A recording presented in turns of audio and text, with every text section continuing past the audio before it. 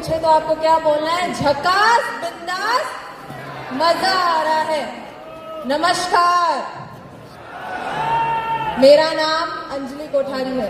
आप में से बहुत सारे लोग मेरा परिचय पूछेंगे, पर मैं कुछ भी बोलती हूँ उससे पहले हमेशा मेरे परिचय में ये बोलती हूँ कि नमस्कार, मेरा नाम अंजलि कोठारी है और मैं आरसीएम की बच्ची हूँ।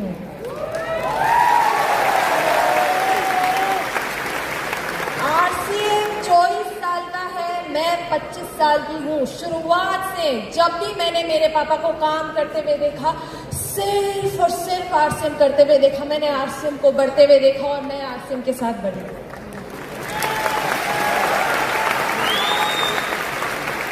लोगों को अक्सर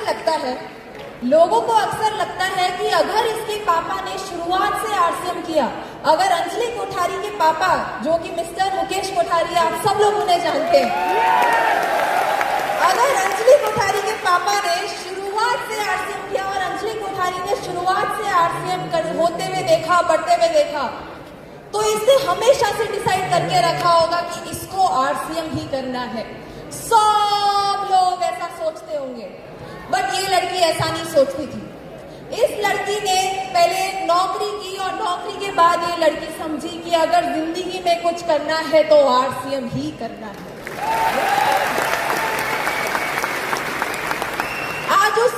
आज उस मेरी स्टोरी के थ्रू आप लोगों को लेके जाना चाहती हूँ। जाएंगे मेरे साथ? ये पीपीटी मेरी चालू नहीं हुई है, जिससे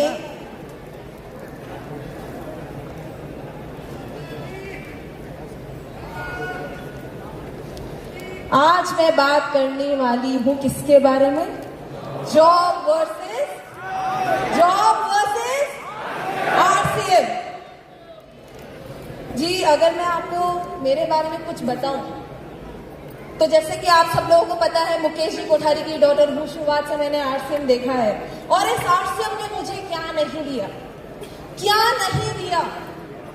मैं जो भी एजुकेशन लेना चाहती थी, जिंदगी में जो कुछ भी करना चाहती थी, वो सब कुछ मुझे आरसीएम ने दिया। मेरी एजुकेशन बिट्स पिलानी से हुई और मेरी कॉलेज जो थी वो एसडी पार्सन से हुई, न्यूयॉर्क का कॉलेज है। आज हम लोगों को हमारी मदर का चेहरा ज्यादा दिखने को नहीं मिलता क्योंकि मम्मी ज्यादा आती नहीं है हमारे सारे इवेंट्स में, तो मैंने मेरी मम्मी के साथ एक फोटो लगा रखी है मेरी ग्रेजुएशन की, और ये मेरी पढ़ाई लिखाई थी। आज मैं जो भी हूँ और स्टेज पे खड़े होकर अगर बोल रही हूँ तो सिर्फ और सिर्फ आरसीएम की वजह से हूँ और किसी की वजह से नहीं हूँ। ये मेरी हमेशा से लाइफस्टाइल रही, बट फिर भी मैंने कभी सोचा नहीं था मैं आरसीएम करूंगी। मैंने कभी नहीं सोचा था। मुझे हमेशा से लगता था कि मेरे पापा जिस जॉब में अच्छे हैं उन्होंने वो चीज कर ली, मेरे पापा जिस चीज में अच्छे हैं उन्होंने वो चीज कर ली। मुझे पता है कि मैं फैशन में अच्छी हूँ, मैं फैशन करूंगी, इसलिए मैंने फैशन कम्युनिकेशन की डिग्री ली और मैंने बॉलीवुड में नौकरी की। मुझे पता है मैं जहाँ पे नौकरी करती थी ना, बहुत सारे लोगों का ड्रीम होता है। बहुत सारे लोग जिस नौकरी को मैं करती थी वहां पे पहुंचने के लिए मरते हैं।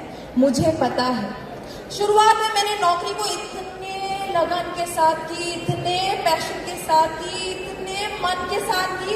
वो लगन और पैशन मेरी जॉब में मेरे पास राही नहीं था बात, क्योंकि रोज सुबह मैं 8:30 बजे उठती थी और रोज घर में 3:30 बजे आती थी। ये मेरी लाइफस्टाइल बन चुकी थी। मैं क्यों काम कर रही थी, किसके लिए काम कर रही थी, मुझे समझ में नहीं आता था। मैं तो सिर्फ रोती थी। यहाँ पे देख रहे हैं मेरी शक्ल, यहाँ पे मैंने रोता हुआ शक्ल डाला है, ये मेरी शक्ल थी। मैं क्यों काम कर रही थी मुझे पता नहीं था।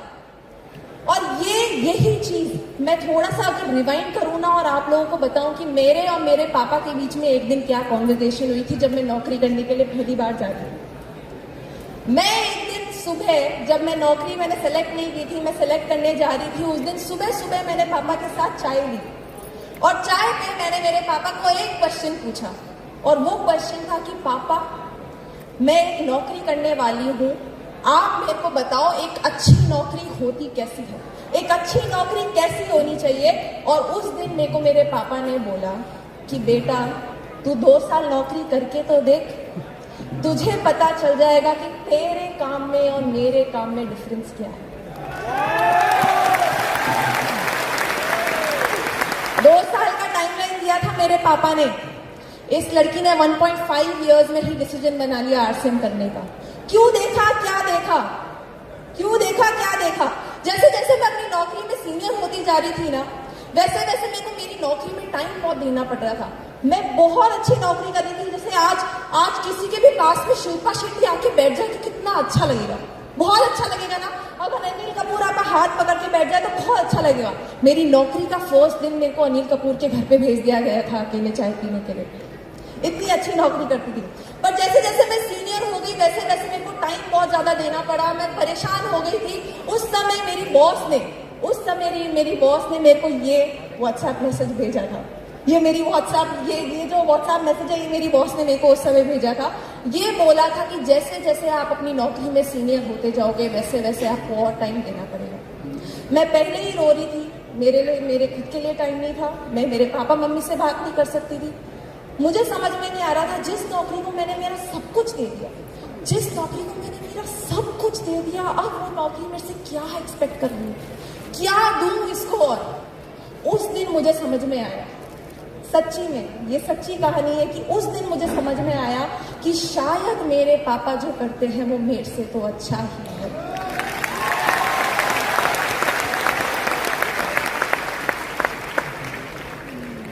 ये थी मेरी स्टोरी। मेरी नौकरी ने मुझे क्या नहीं दिया, मेरी नौकरी ने मुझे क्या नहीं दिया? मेरी नौकरी ने मुझे टाइम नहीं दिया, मेरी नौकरी ने मुझे सिक्योरिटी नहीं दी, मेरी नौकरी ने मुझे रिस्पेक्ट नहीं दी, और मेरी नौकरी ने मुझे स्किल नहीं दी। बट मेरे पापा को आरसीएम ने क्या दिया? मेरे पापा को आरसीएम ने दिया टाइम, वो सिक्योरिटी जिसकी मैं भूखी थी। मेरे पापा को वो रिस्पेक्ट दिया आप लोगों ने, आरसीएम ने वो रिस्पेक्ट दी और वो स्किल दी।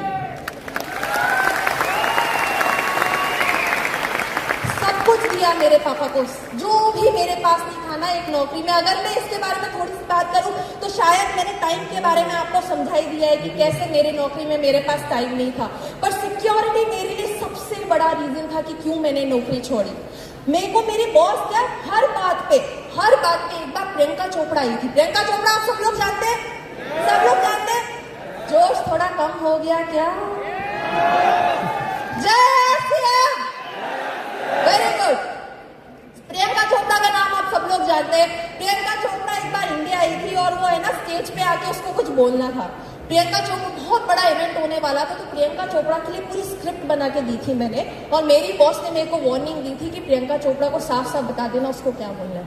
मैंने स्क्रिप्ट दे दी, प्रियंका चोपड़ा ने बोलना चालू किया। जैसे जैसे उसने बोलना चालू किया, बोलते बोलते कुछ उसने ऐसा बोल दिया जो उसको नहीं बोलना चाहिए था। उसने बोल दिया, मैंने तो स्क्रिप्ट दी थी, फिर भी उसने बोल दिया। और वहीं पे सबके सामने इतने बड़े ऑडिटोरियम में मेरी बॉस मेरी तरफ टर्न करके चिल्लाई और बोली कि कैसी लड़की है, तूने ऐसा कैसा कर दिया? जब मैंने तेरे को वार्निंग दी थी उसके बाद भी तूने ऐसा कैसा कर दिया, मैं तेरे को फायर कर दूंगी। और ये मेरी ही बॉस नहीं है, सब लोगों की बॉस है। सारे बॉस होते ही ऐसे खड़ूस करके, सारे बॉस हर बात में मेरे को फायर करने की बात करती थी। और दूसरी सेंस में अगर सिक्योरिटी बोलूं तो ये मेरा सबसे बड़ा रीजन था। और ये था कि मेरी नौकरी मेरे को फ्यूचरिस्टिक नहीं लगती थी। मेरी नौकरी हमेशा मुझे ऐसा लगता था कि मेरी नौकरी मेरे हाथ से चली जाएगी और मुझे पता भी नहीं चलेगा। और आप सब लोगों के साथ, आप सब लोग जितने भी लोग नौकरी करते हैं ना, आप सब लोगों के साथ ये होने वाला है। आगे आगे देखिए होता है क्या, क्योंकि AI आने वाला है। मेरी नौकरी में मेरे साथ यही होने लगा। इसलिए मुझे पता चल गया कि अगर मेरे को जिंदगी में कुछ करना है तो आरसीएम ही करना है।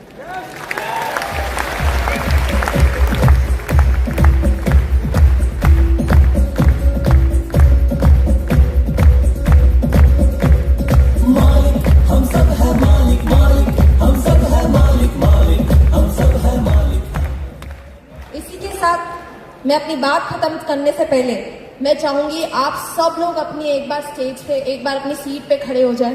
प्लीज एक बार अपनी सीट पे खड़े हो जाए और हम एक नारा बोलेंगे, प्लीज मेरे साथ लगे रहिए। बोलेंगे, ये जाता है कुछ ऐसे। लड़ेंगे। ऐसे स्विंग होना चाहिए यार, थोड़ा स्विंग करना चाहिए। चलो लड़ेंगे, दौड़ेंगे, जोड़ेंगे, और अब आरसीएम के सारे रिकॉर्ड तोड़ेंगे और वो सारे